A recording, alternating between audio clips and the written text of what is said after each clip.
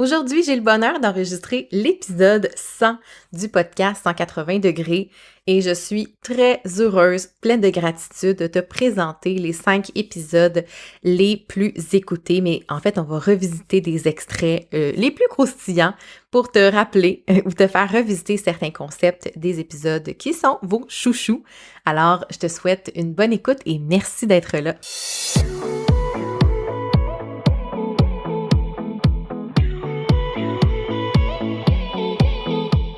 180 degrés, c'est l'amplitude de notre champ visuel lorsqu'on regarde vers l'avant. Mon nom est Mélanie Allé, je suis stratège en marketing web et fondatrice de Synapse Marketing. 180 degrés est un podcast pour t'aider à prendre de la hauteur dans ton entreprise. En solo ou avec un invité, je t'y partage des réflexions entrepreneuriales, des conseils marketing ainsi que mes meilleurs outils pour créer une entreprise au service de ta vie rêvée. Bienvenue sur le podcast 180 degrés. Salut à toi et bienvenue dans ce 100e épisode. Et oui, déjà 100 épisodes d'enregistrer. Puis je t'avoue que je suis assez fébrile d'enregistrer celui-ci. Pour moi, c'est très symbolique. Là. Je suis une fille de nostalgie, de symbolisme. J'aime beaucoup souligner, célébrer. Donc, c'est sûr que je me devais de faire un épisode spécial pour cette 100e. Et avant d'aller plus loin dans cet épisode, j'ai envie de prendre un moment pour te remercier d'écouter l'épisode, mais aussi toutes les auditrices et auditeurs là, fidèles. Tu sais, je le sais, vous êtes nombreuses à m'écrire en privé pour me dire « Yeah, t'as un nouvel épisode disponible » ou « Ah, j'ai beaucoup aimé, je te suggère tel invité ou tel sujet. » Ça me fait toujours plaisir d'échanger avec vous sur ce que vous en avez pensé des épisodes. Ça me donne beaucoup de rétroaction, puis je sais qu'il y a comme un petit noyau d'auditrices fidèles qui font en fait en sorte que le podcast continue aussi d'évoluer parce que je le fais en ayant en tête des noms, en ayant en tête des besoins d'entrepreneurs. Ça ajoute beaucoup de dimensions pour moi de savoir que vous êtes là puis de pouvoir mettre des visages sur ceux et celles qui écoutent le podcast. Ça rajoute du sens, hein, parce que des fois, je te cacherai pas qu'au bout de 100 épisodes, des fois, on se demande un peu si on continue, hein, si ça a toujours du sens, si c'est toujours rentable d'utiliser son temps pour faire ça. Des fois, on est dans des périodes de doute, puis on se demande si ça a vraiment un impact. Et cet été, j'ai eu un exemple très concret de l'impact que le podcast pouvait avoir, qui était beaucoup plus large que ce que moi j'avais imaginé. J'ai passé quelques jours dans la région de Lac-Mégantic avec ma petite famille, donc avec mon chum et ma fille. Et on a décidé de s'inscrire à un cours de paddleboard pour perfectionner nos habiletés sur cette planche à pagaie, parce qu'on en a et on aime bien en faire. Mais personnellement, je me sentais pas super à l'aise. Bref, petit préambule.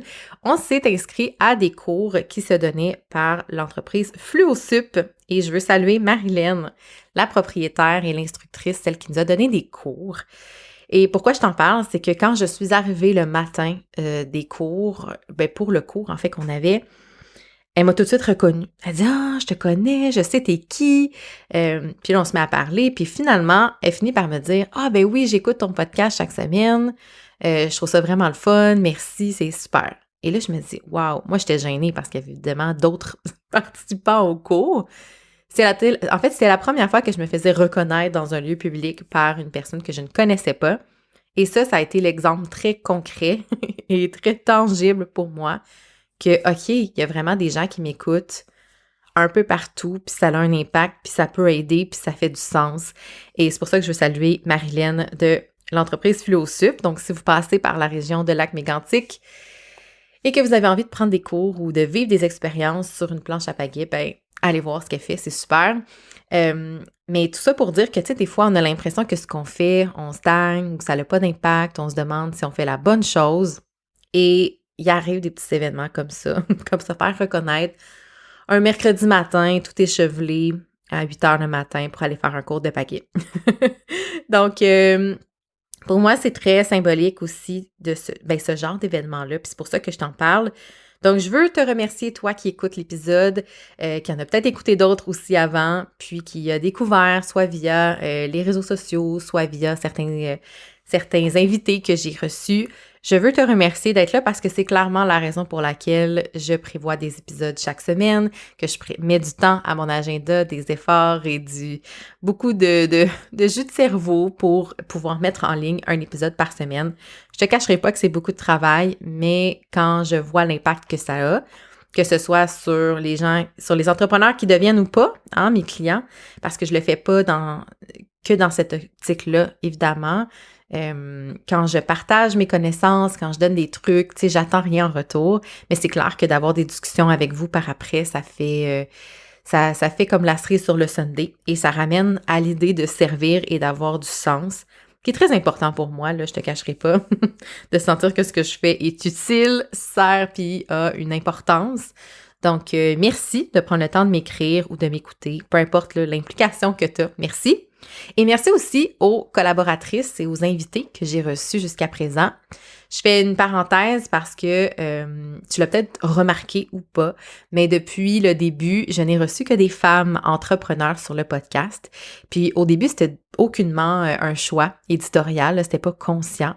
Puis à un moment donné, je me suis rendu compte que, OK, ben j'ai reçu vraiment 100% des invités femmes. Donc, je me suis dit, est-ce que ça devient un choix? Est-ce que ça devient une ligne directrice éditoriale? Et la réponse est non. Je pense qu'avec 100 épisodes et ce nombre élevé d'invités que j'ai reçus, qui sont des femmes, c'est tout simplement une façon pour moi de les mettre de l'avant, pas parce qu'elles sont des femmes, mais parce qu'elles sont compétentes et que j'avais vraiment envie de les recevoir. Et je recevrai là des hommes sur le podcast, assurément. Le but, c'est pas d'être sexiste et genré, c'est vraiment juste que c'est arrivé comme ça. C'est les liens que j'ai créés.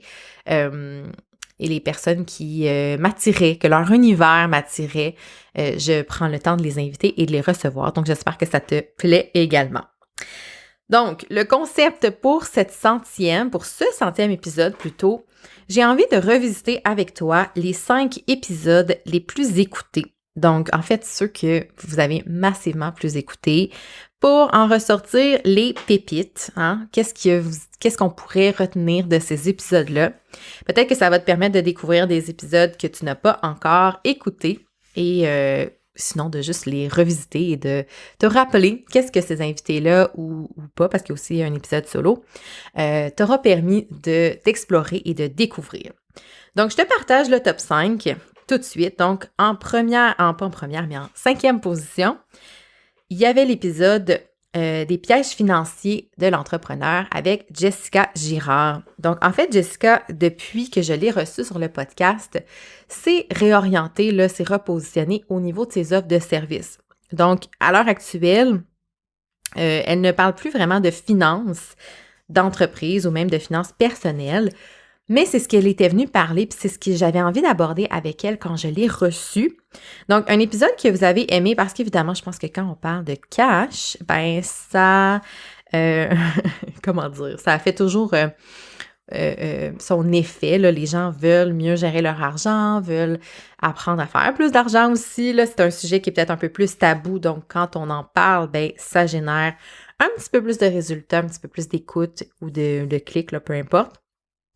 Et j'ai envie, dans le fond, de te présenter quelques petits extraits pour te rappeler qu'est-ce que Jessica avait à nous dire sur les finances et surtout les pièges à éviter.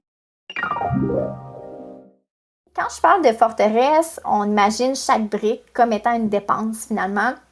Et à chaque fois qu'on a un paiement qui est récurrent, un membership par-ci, une formation par-là, c'est une brique qu'on ajoute finalement. Je peux aussi mentionner des voitures, un paiement d'auto, un paiement d'une maison. Tout ce qui est récurrent finalement, on ajoute chaque brique autour de nous.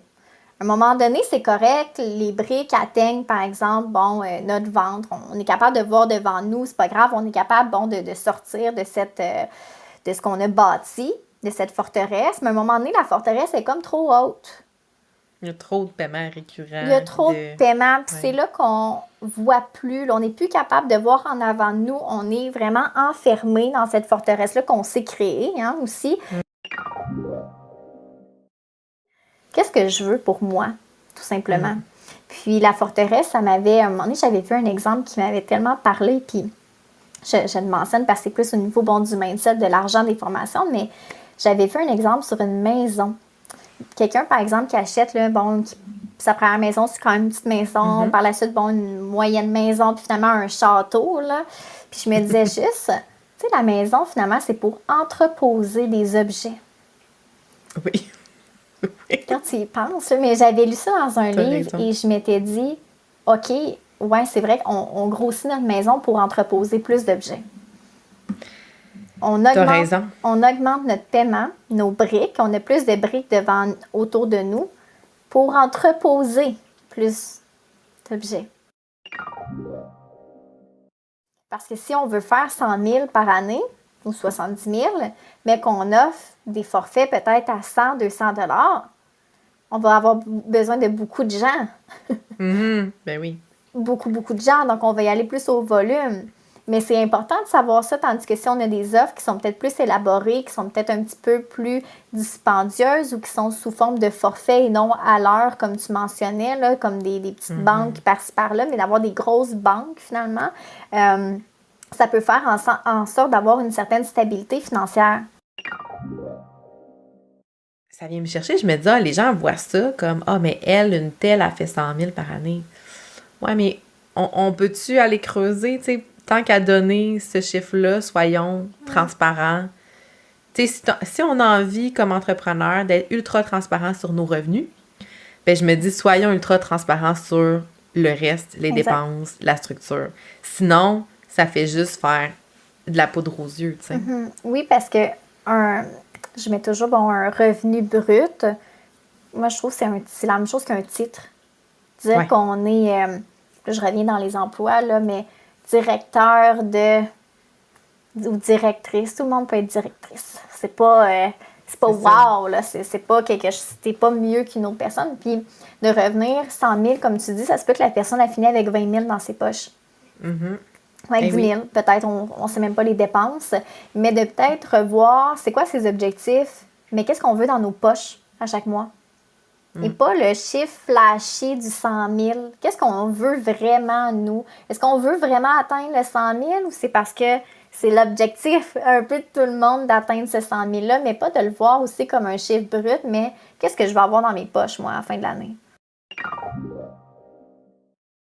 Et maintenant, le 4e épisode qui fait partie du top 5, c'est l'épisode 66 qui parle de l'importance du tableau de bord. Puis ça, honnêtement, ça m'a vraiment surpris. Pour moi, le tableau de bord, c'est sûr que j'adore en avoir un. C'est un sujet que j'aime beaucoup. Mais j'avais pas pensé que ce serait quelque chose qui pognerait autant, comme on dit, vu que c'est quand même très cartésien et très organisation et suivi. Donc, je pense qu'il y a peut-être là une belle opportunité d'aborder de nouveau cette question-là. Et je t'annonce en fait en primeur que j'aurai sous peu une gratuité, en fait un outil gratuit de tableau de bord à t'offrir pour justement t'aider à, dans le fond, l'utiliser pour toi, pour noter et suivre ta progression afin de prendre de meilleures décisions. Donc, dans l'épisode 66, c'est ce que je te parlais. Pourquoi c'est important d'avoir un tableau de bord? Qu'est-ce qu'on peut mettre dedans? Donc, clairement, un épisode que vous avez apprécié et je t'invite à écouter ces quelques petits extraits. Si tu as déjà un tableau de bord, je t'invite peut-être à revoir, pousser un peu plus loin la réflexion, peut-être ajouter des éléments ou améliorer un peu la routine que tu as parce que pour bien les entrepreneurs, le tableau de bord, c'est comme un beau concept théorique. Des fois, ça ne fait pas partie de la routine et donc ça peut tomber un petit peu dans l'oubli. Et moi, la première année de mon entreprise, je n'avais pas de tableau de bord. Donc, je te donne un peu le portrait de comment je fonctionnais. J'avais, en début d'année, je m'étais fixé des objectifs et à aucun moment dans l'année, j'avais fait ce petit bilan de mes parcours, de trimestre ou peu importe, de mensuel même, à l'aide d'un tableau de bord.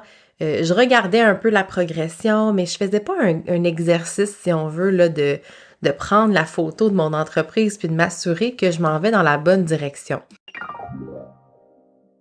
Comment je fonctionne pour faire cet exercice-là? D'abord, Je fais ça à tous les mois. Donc, j'ai le premier du mois. Dans mon cas, c'est le premier lundi de chaque mois, de chaque nouveau mois qui s'amorce. Je prends une heure, je te dirais, gros max. Même des fois, c'est 30 minutes. Là, ça peut aller très vite. Donc, c'est juste d'aller voir, en fait, les chiffres. Et dans le tableau de bord que je me suis monté, écoute, j'ai fait ça très, très simplement. Là. J'ai fait ça dans Excel. Il existe des logiciels là, qui permettent de le faire, mais dans mon cas, je voulais quelque chose de facile, de rapide, de simple à utiliser. C'est pas sorcier du tout, du tout. Donc, ce que j'ai fait, c'est que j'ai séparé le tableau de bord par des catégories. Donc, on retrouve les réseaux sociaux, les finances, le podcast, l'infolette, mon site web et mes opérations. C'est que je vais aller vraiment analyser chacune des dépenses, aller voir est-ce que ça c'est pertinent, est-ce que c'est toujours d'actualité que je paye telle licence, est-ce que ça fait du sens, est-ce que j'investis trop dans les formations, est-ce que j'investis trop dans les logiciels. Donc tout ça est analysé à chaque trimestre et à chaque mois, je vais juste aller mettre les montants donc de chiffre d'affaires et de dépenses. Ça me permet de suivre aussi ma progression. Pour moi, la réussite, c'est vraiment d'être capable d'atteindre ce qu'on veut, de réaliser ce qu'on veut, mais en accord avec notre, ça peut avoir un cliché, mais notre bonheur réel. Donc, par moment, j'ai peut-être eu des mois super spectaculaires au niveau des résultats financiers, mais j'étais brûlée, j'avais plein de mandats à remettre, puis c'est pas comme ça que j'ai envie de vivre mon succès. Alors, ça me permet de faire l'exercice de m'asseoir et de regarder, est-ce que j'ai eu du plaisir dans mon mois? Est-ce que c'était plaisant? Est-ce que je me sentais à ma place sur mon X? Donc, tout ça fait partie de la réflexion que je te propose. Dans le top 3 des épisodes que vous avez le plus écouté, il y a l'épisode 30 de la saison 2 avec Mélissa Miron, que j'ai reçu quelques fois sur le podcast, mais c'est vraiment l'épisode « S'offrir un été de vacances, le mode d'emploi » qui semble vous avoir plu. Mélissa était dans un changement de de modèle d'affaires suite là, à des blessures puis une condition qu'elle a au dos qui l'empêchait du moins d'être autant en Zoom par semaine. Donc, elle était vraiment là avec des consultations 1 à 1 puis elle devait transitionner pour respecter son corps et sa condition médicale. Et quand je l'ai reçue, en fait, elle s'apprêtait à prendre son premier été de vacances. Puis elle nous explique un peu tout ça, qu'est-ce qui a motivé cette décision-là, mais aussi comment elle a fait, comment elle a planifié ça d'avance, c'est quoi la démarche qu'elle avait derrière. Puis je pense que ça vous a plu, potentiellement parce que on aspire tout un peu à avoir un été de vacances ou des longues périodes de vacances pour récupérer. Du moins, c'est mon impression. Puis je t'invite à écouter ces quelques extraits pour bien comprendre sa démarche à ce moment-là. Mais ce qui est important de savoir, c'est que je suis pas passée de pas me permettre de vacances l'été à un été de congé. J'ai vraiment eu des essais, ajustements, apprentissage avec les vacances d'été, avec comment décrocher, comment raccrocher, parce que beaucoup de gens vont vivre une espèce de post-voyage, post-vacances, où est-ce que c'est difficile de revenir. Puis c'est tout ça qui alimente la fameuse idée de prendre moins de vacances. Hein?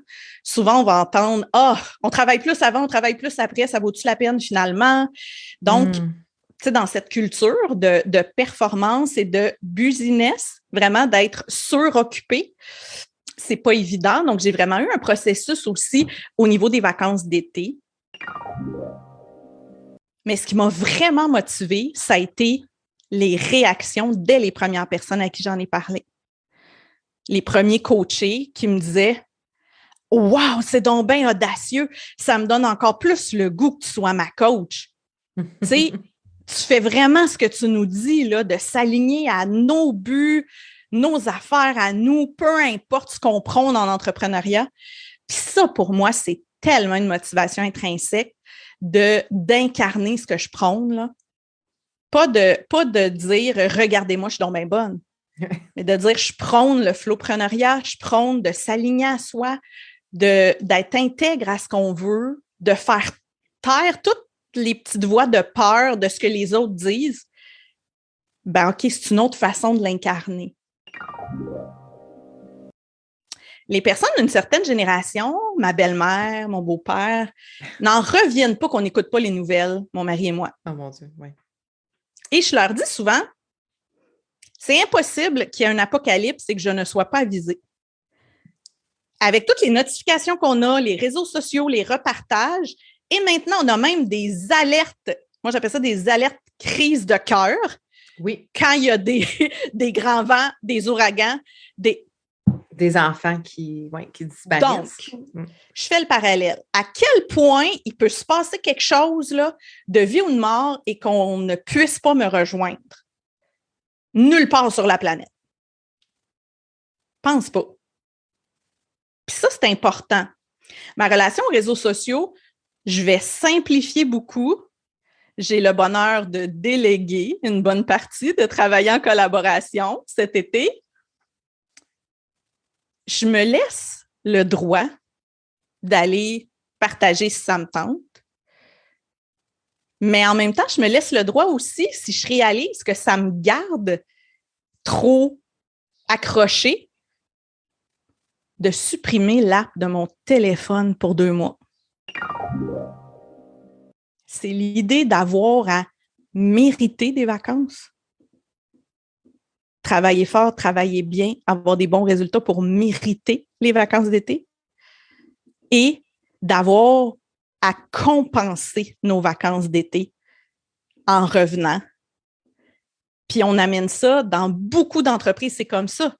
Tu as à mériter tes vacances. Puis tout le système de rémunération au Québec est comme ça. Hein? Tu mérites tes vacances à chaque semaine en travaillant, tu les accumules. Tu travailles moins, tu en mérites moins. Ouais. Et quand tu reviens, on te véhicule vraiment. Hey, tu reviens de vacances, t'es mieux d'être hot sur le piton, tabarouette, tu vas voir ton bureau, ce qui t'attend. Tu as à t'excuser d'être parti, à compenser tes vacances. Puis ça, on le traîne dans l'entrepreneuriat, dans le soloprenariat. Maintenant, dans le top 2 des épisodes plus écoutés, il y a l'épisode 67 avec Valérie Lassalle qui est collaborée avec une adjointe virtuelle. Et je pense que le fait que ce soit Valérie joue un très grand rôle. Valérie, c'est une personne qui est très attachante, qui est très humaine et qui partage beaucoup de son univers personnel, ce qui fait que je pense qu'on s'attache plus rapidement à sa personnalité, à sa vie, à ce qu'elle vit en fait et la façon dont elle le vit.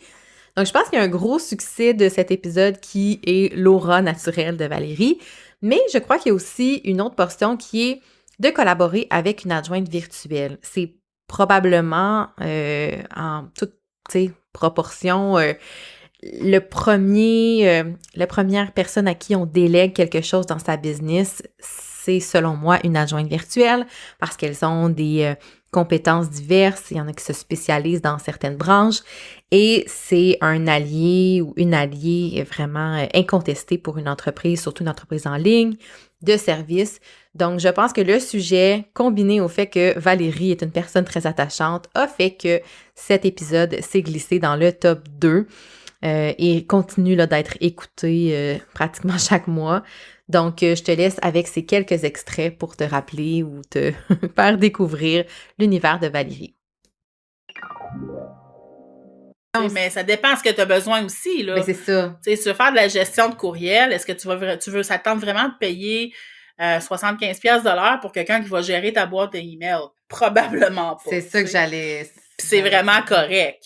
Mais oui, parce que il y a le contexte aussi, tu sais, je pense à des gens aussi qui font ça comme un sideline versus quelqu'un qui fait ça comme une carrière. Tu sais, il y en a beaucoup, là, tu sais, dans le monde du... tu sais, comme les courtiers immobiliers, courtiers hypothécaires. Il y a beaucoup de gens qui offrent ce genre de service-là, tu sais, sont semi-retraités, puis tu sais, c'est un sideline, puis... Tu sais, je les comprends de pas vouloir avoir... Parce que, tu sais, vient avec le tarif, vient une attente aussi des fois.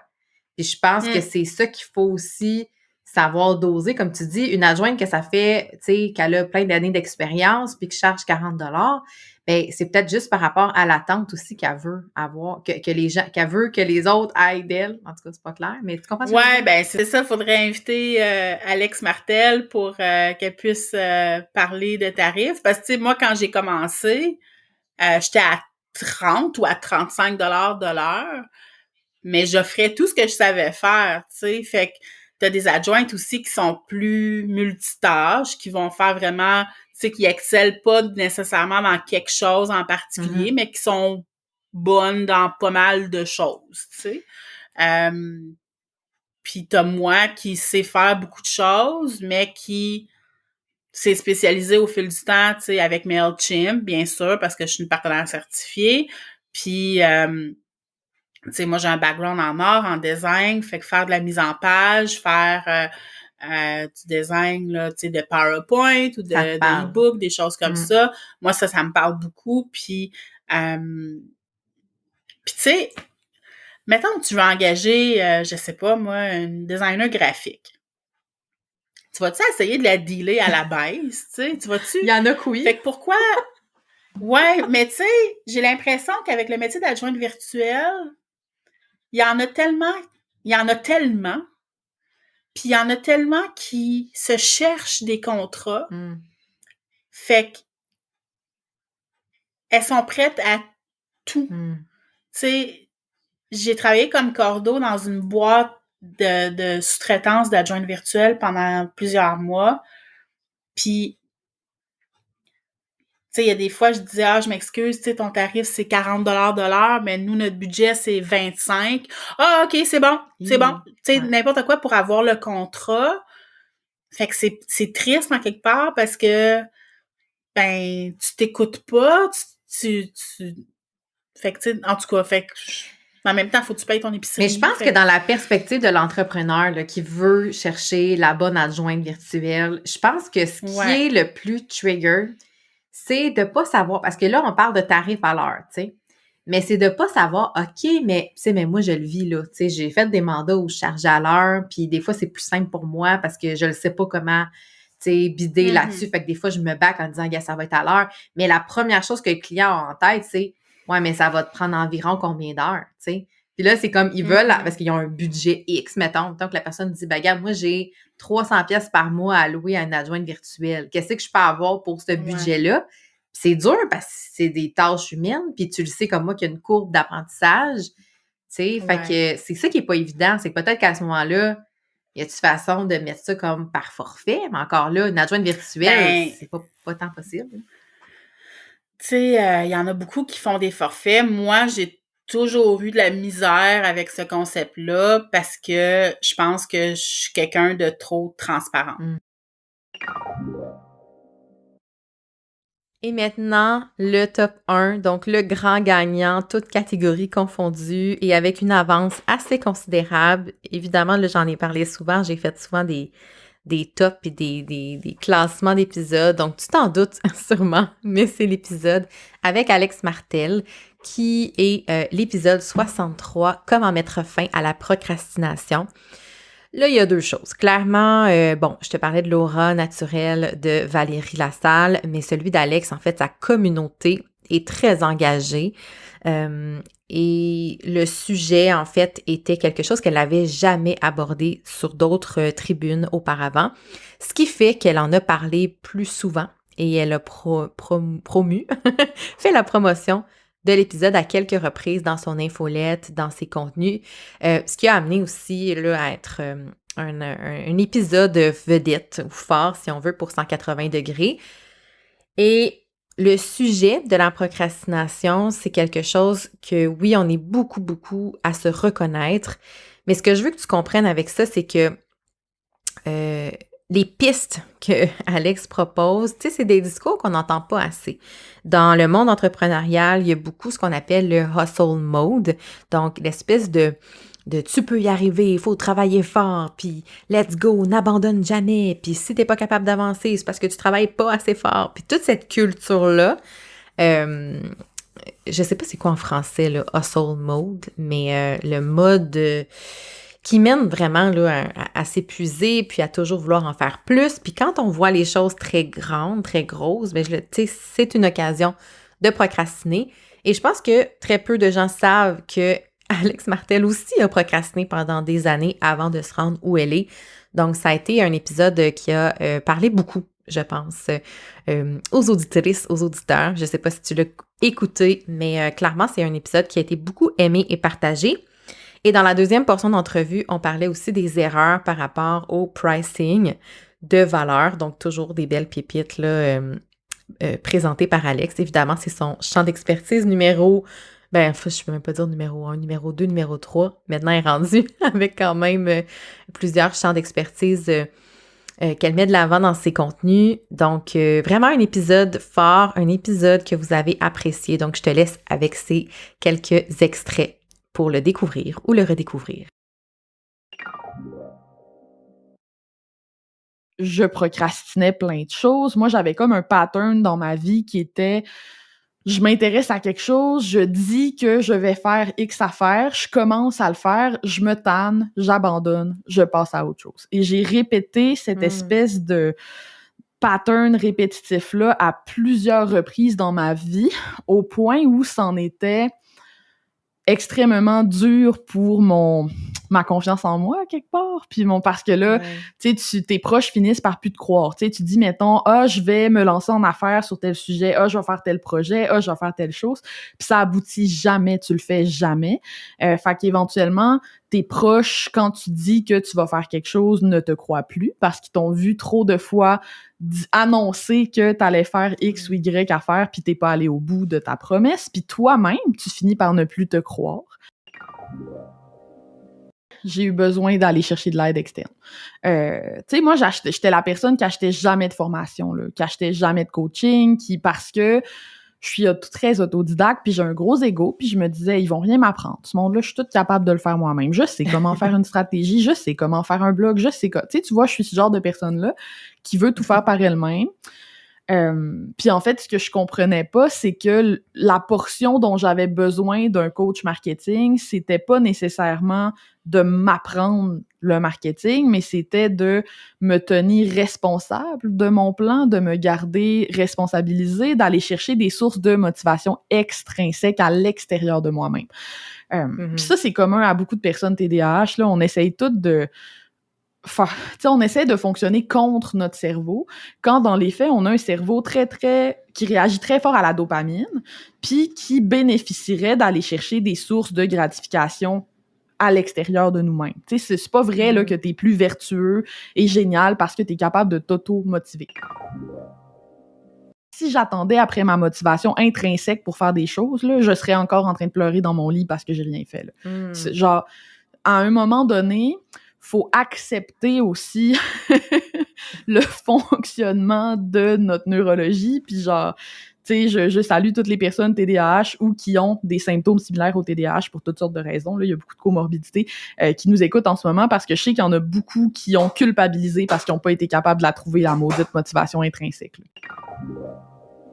En fait, ce qui arrive, c'est que la première fois que je fais quelque chose, la première formation que j'ai créée, le premier outil gratuit, le premier webinaire, le premier live Facebook, le premier livre, même, toutes mes premières fois de quelque chose, j'ai besoin d'une motivation extrinsèque. Parce que mon cerveau, il croit comme pas que je vais être capable d'arriver à la fin du projet. C'est comme si, là, je voyais ce que j'ai à faire, puis c'est juste décourageant. Je sais pas par quel bout le prendre. Puis là, les gens, ils disent « Rapetisse-le en plus petite tâche. » Non. Si c'était si facile que ça, là, je l'aurais fait depuis longtemps. Mais par moi-même, j'y arrive juste pas la première fois que je veux faire un type de projet. Si tu dis à ton client, pour 1000 $, tu peux aller dans une formation de groupe, ou pour 150 $ de l'heure, tu peux venir me consulter en 1-1. Quel client qui a une tête sur les épaules ne va pas prendre le 1-1? Genre, c'est, tu sais, tu viens de... En fait, c'est que tu positionnes ton coaching individuel ou ta consultation ou ton offre individuelle tellement à un prix qui est près de ton prix de groupe que les gens seraient idiots de ne pas choisir d'aller avec l'individuel. Et ça, c'est pour ça que c'est un move qui est plus complexe qu'on le pense, d'ajouter des programmes de groupe à un écosystème qui existe déjà en 1-1. C'est que si tu viens pas valoriser l'individuel avec toi en augmentant le prix pour que l'accès en 1-1 soit plus difficile, ben tout le monde va se tourner vers le 1-1. Et tu seras pas capable de vendre ton programme de groupe.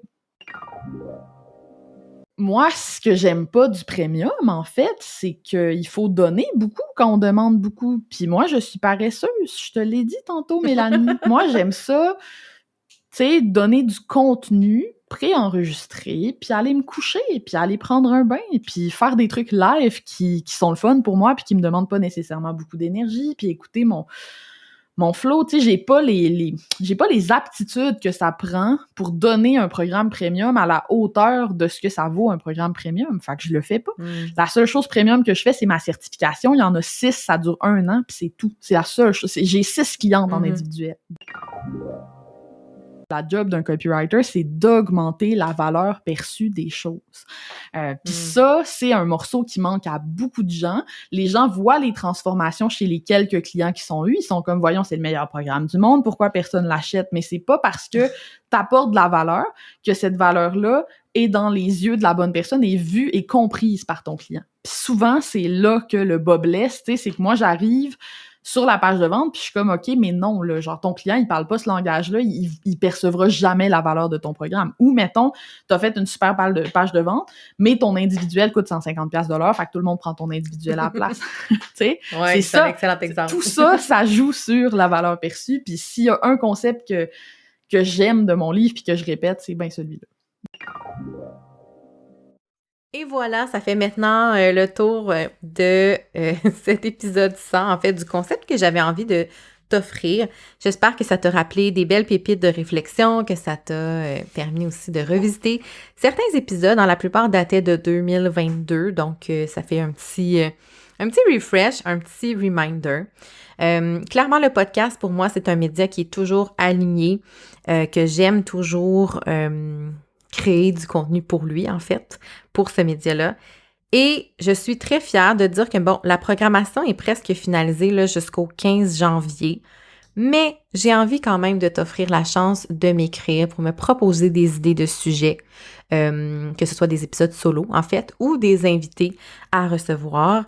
C'est toujours le fun pour moi de découvrir des nouveaux entrepreneurs. Évidemment, ben, tu sais, si ça s'inscrit dans la ligne éditoriale, si c'est pas des sujets que je viens tout juste de traiter ou d'aborder, ben, ça va me faire plaisir de les considérer ou toutefois de les mettre là à plus tard. Mais pour moi, c'est vraiment important de créer des épisodes qui vont résonner chez toi. Et donc, tes suggestions, tes idées sont toujours les bienvenues. Tu sais où me retrouver. Évidemment, là, sur Instagram, par courriel, sur Facebook, sur LinkedIn, si tu veux. Même sur TikTok, tu peux me rejoindre, me suivre et venir me jaser. Donc, merci encore une fois pour ton écoute, pour ton temps. Et je te dis à la semaine prochaine pour un autre épisode de 180 degrés. Bye tout le monde!